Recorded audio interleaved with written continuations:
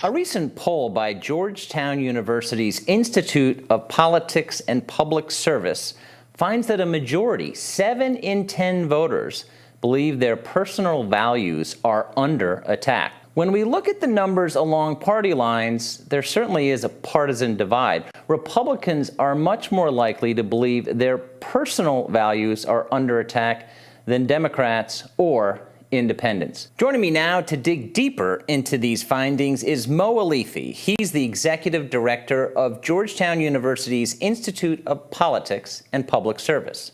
He's also the former chief spokesman of the Democratic National Committee during the Obama administration. Mo, welcome. Thanks for having me. Well, what were your takeaways from this? And let me just ask you, why do you do this type of poll? Yeah, we started tracking this back in 2019. And the poll is conducted by a bipartisan group of pollsters, Republican Ed Goaz, Democrat Celinda Lake. And the idea is to get a sense of how voters view the issue of polarization in our politics today. How bad do they think it is? Who do they blame? Is there a way out of it? And, we've seen that since 2019, some of these numbers have been remarkably static. People are very frustrated with the state of our politics. They're very frustrated with the amount of polarization, but they send mixed signals sometimes on how to get out of it. One of the things, as you pointed out in your opening, that really struck us in this poll is just how many people, 7 in 10 Americans, a majority of every partisan stripe, believe that their personal values are under attack.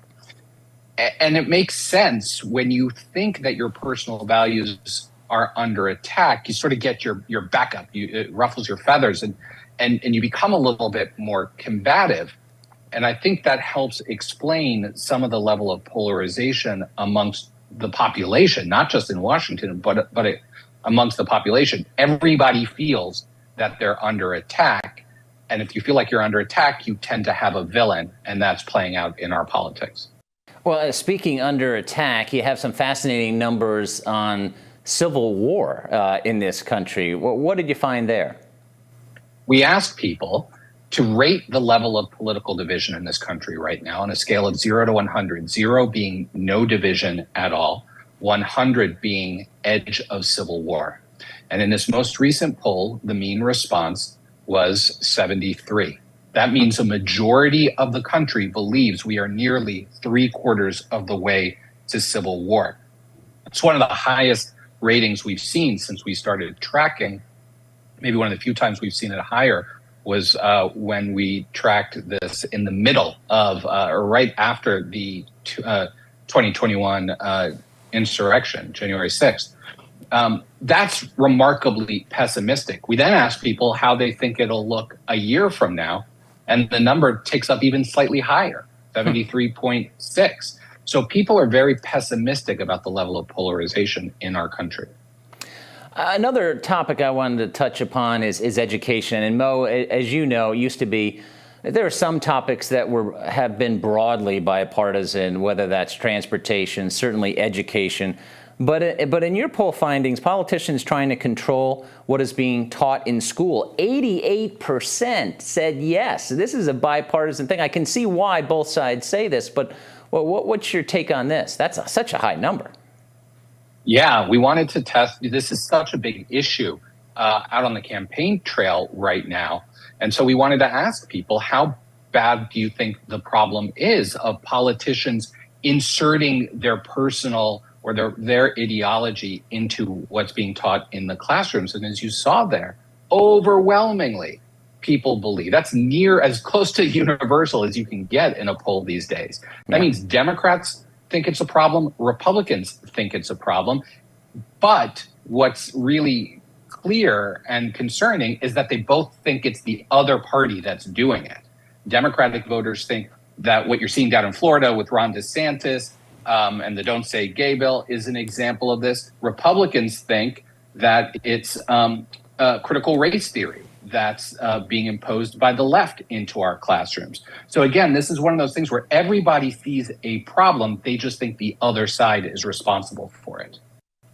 Your poll also asked if woke culture is a serious problem. 56% agreed, 37% disagreed, 7% were unsure. Now, some people, obviously, some conservatives had trouble defining woke, which is generally speaking viewed as kind of liberal ideology. What was your take on these numbers? A little higher than I thought, maybe. Yeah, a little higher, but not as high as the other question about ideology in the schools. And when you drill down on that question about woke, you do see a pretty strong partisan divide, with Republicans believing it is a huge problem, Democrats believing it is not that big of a problem at all, and independents a little bit more split, though leaning towards agreeing it's a problem.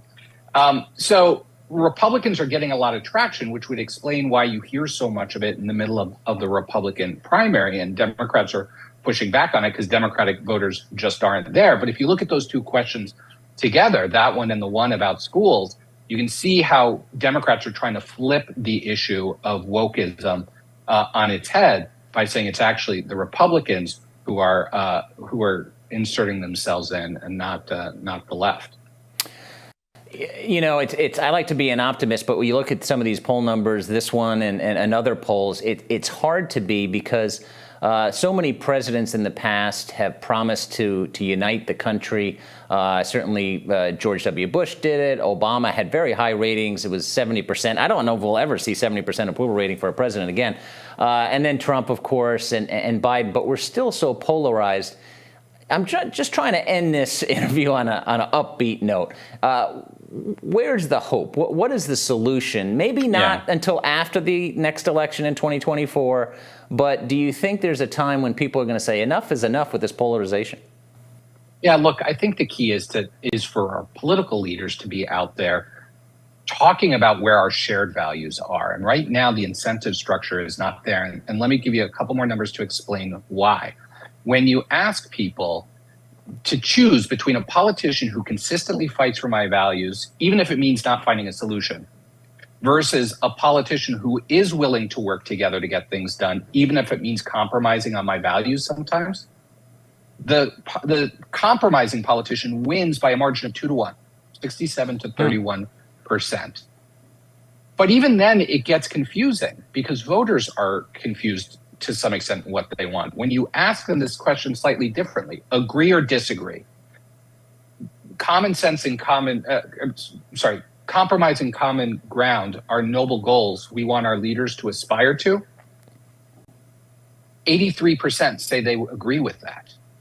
Literally the next question. I am tired of leaders who compromise on my values. I want them to stand up and fight the other side. 82% say they agree with that. It's as if voters are saying, sure, I want common ground. Just come to where I'm standing, and then we'll be on common ground. That's a tough line for political leaders to walk.